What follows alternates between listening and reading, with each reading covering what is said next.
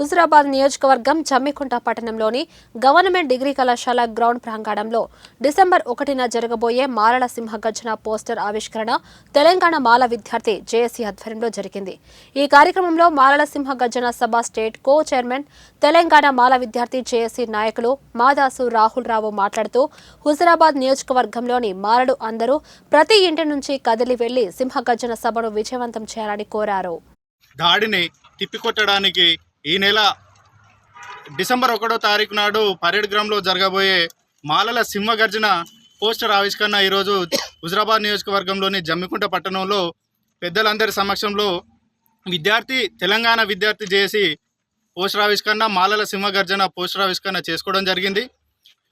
ఇప్పుడు ఇదే నా మాల బాంధవులారా అందరికీ తెలియజేసేది ఏంటంటే గత 30 సంవత్సరాల నుంచి మనం దాడికి గురైతేనే ఉన్నాం.